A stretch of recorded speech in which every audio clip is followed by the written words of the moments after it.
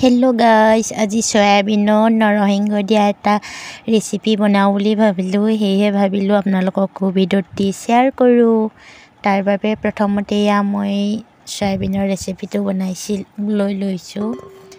Hello' everyone, কি খবৰ? আশা কৰোঁ সকলো ভালে আছে, কুশলে আছে। মই সংগীতাই সকলোকে নতুন এটি ভিডিঅ' লৈ মোৰ অকণমানি পাকঘৰ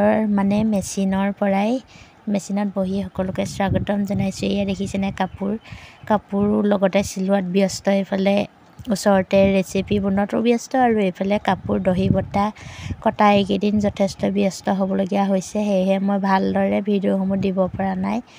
যি কি হওক, এটি ৰেচিপিৰ মাজেৰে আজি মই গোঠা কাপোৰ কেইযোৰ আপোনালোকক দেখাই দিছোঁ। এয়া মই দহি বটা আৰু চিলোৱা কাপোৰ। কেনেকুৱা লাগিছে কমেণ্ট কৰি জনাবচোন।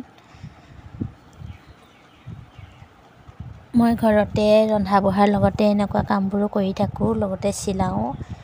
আৰু এয়া হৈ গ'ল মোৰ চয়াবিনৰ ৰেচিপি। আজি এটি সুন্দৰ চয়াবিনৰ ৰেচিপিৰে সকলোকে মোৰ নতুন এটি ভিডিঅ'লৈ স্বাগতম জনাইছোঁ। ৰেচিপিটো বনাবৰ বাবে প্ৰথমতে মই অলপ নৰসিংহ কাটি ধুই ল'লোঁ আৰু লগতে অলপ আদা, নহৰু আৰু 3টা পকা শুকান জলকীয়া এড কৰি মিক্সিতে মাৰি ল'ম বুলি ভাবিলোঁ। এয়া সকলোবোৰ একেলগে দি অকণমান পানী দি লগতে দি পিচি লোৱা নৰসিংহখিনি ৰেডি হৈ গ'ল। আৰু তাৰ পাছত মই প্ৰথমতে তিয়াই লোৱা চয়াবিনকেইটা এনেদৰে কম তেলতে প্ৰথমতে ভাজি ল'লোঁ। তাৰ পাছত ভজা চয়াবিনকেইটা হৈ গ'ল। এতিয়া এখন প্লেটত মই চয়াবিন কেইপিচ কাঢ়ি লৈছোঁ। আকৌ একেখন কেৰাহীতে অলপমান মিঠাতেল আকৌ গৰম হ'বলৈ দি দিলোঁ। কমকৈ দিছোঁ, বহুত দিয়া নাই। অলপ তেল দি দিলোঁ আৰু এতিয়া তেল গৰম হৈ যোৱাৰ লগে লগে মই পিঁয়াজ কেইপিচো এড কৰি দিলোঁ আৰু লগতে কাটি লোৱা আলু কেইপিচো এনেদৰে এড কৰি ভাজি ল'লোঁ। প্ৰথমতে আলু কেইপিচ ভালদৰে ভাজি লৈছোঁ আৰু লগতে অকণমান হালধি আৰু অকণমান নিমখ দি পেলাই আঞ্জাখন ভালদৰে লৰাই দিছোঁ, যাতে নিমখ হালধিখিনি আঞ্জাখনত ভালদৰে মিহলি হৈ যায়।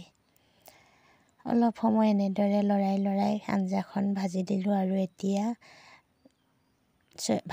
আগতে ভাজি লোৱা চয়াবিন কেইপিচো ইয়াতে এড কৰি দিছোঁ আৰু ভালদৰে লৰাই দিছোঁ, যাতে চয়াবিন কেইপিচতো ভালদৰে নিমখ আৰু হালধিখিনি সানি যায়। আৰু এয়া হ'ল পিচি লোৱা নৰসিংহখিনি অলপ পানী দি পেলাই আঞ্জাখনত দি দিলোঁ। পানী দিয়ে পিচিছিলোঁ, বহুত নহয়, অলপ পৰিমাণে দিছোঁ। আৰু এতিয়া ভাজি লৈ অকণমান সময় লৰাই থাকি ইয়াতে মই আকৌ নৰসিংহৰ পিচা মিক্সিটোতে অলপ পানী দি পেলাই আকৌ পানীখিনি কেৰাহীটোত আঞ্জাখনত এড কৰি দিছোঁ।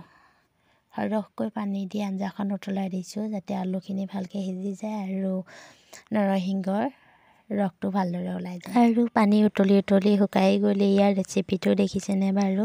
কি সুন্দৰ হৈছে, দেখিবলৈ বেয়া হ'লেও কিন্তু খাবলৈ খুব টেষ্টি হৈছে। আজিলৈ মই সংগীতাই ভিডিঅ'টি ইমানতে সামৰিলোঁ। Bye bye.